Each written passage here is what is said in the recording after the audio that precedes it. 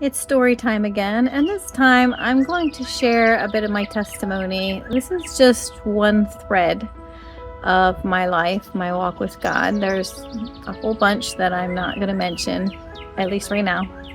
But this one thread, I feel like it might encourage someone in some way.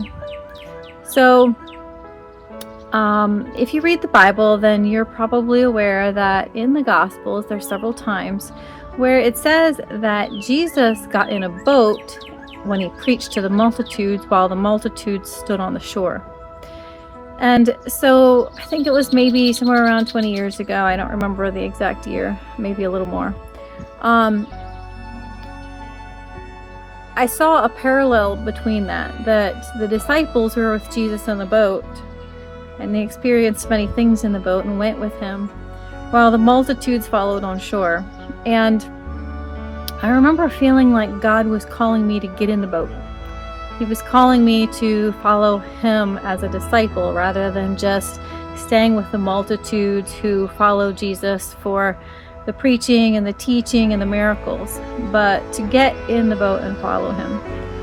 And so I said, "Yes, Lord," and it felt like there was a shift in my life at that point where my relationship with God got much more personal and much more individual. Instead of being based in church, a lot more of it was happening at home. And then a number of years after that, I do not remember how many years, I was one time thinking about the story where Jesus went out to the disciples because they were in the boat and he was walking on the water, and he called Peter to come to him on the water. And I felt like God was calling me, "Katie, it's time to get out of the boat and walk on the water with me." And I don't know, it wasn't like there was a very sudden shift in my life that I could put my finger on, but I believe that that's when my relationship with him became,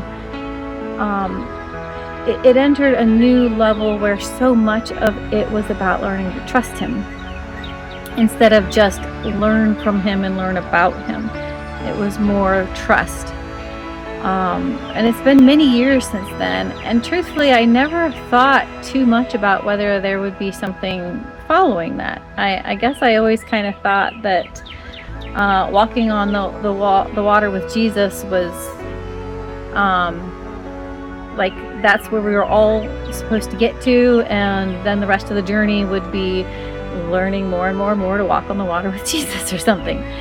Anyway, until last week, and there was a song that I heard that really affected me. It echoed in my spirit, and so I was just listening to it over and over again, and it's called "Dancing on the Waves."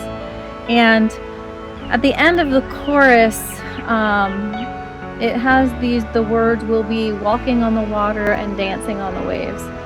And the song is a love song from God to us, and it's beautiful, it's powerful. But as I listened to it over and over again, I realized that God was calling me to another farther step beyond walking on the water. He was calling me to dance on the waves with him. He was saying, "Katie, come dance on the waves with me." And the more I thought about that, I realized that for me it's very profound imagery, because the water can be choppy or smooth.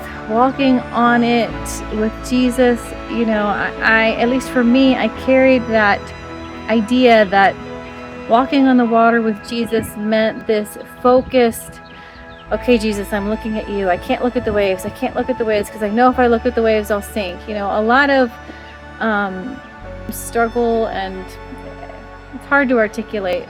But the phrase "dancing on the waves" evokes something very different, because dancing is something that's joyful, it's beautiful, it's a way of celebration. And dancing, especially if we think of the old dancing like waltzing that people used to do, or even slow dancing, generally It's that one leads and the other follows.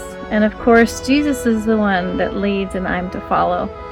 And the one that's following has to keep their eyes on the one that's leading, while the one that's leading watches out for all the dangers. And also, it was dancing on the waves, not dancing on the smooth water. And to me, that's so powerful. Just in the last week or two, there's been a lot of waves in my personal life and family, and each time it's so easy to look at the waves. It's so easy to feel like, okay, God, my eyes are on you, but I'm thinking about the waves. What should I do? How should I pray? What do I need to intercede for? What am I supposed to pray? All these things. And God keeps saying, no, Katie, just come dance on the waves with me. There is such an abandon and a trust and a beauty and a joy in the thought that God's teaching me to dance on the waves of life.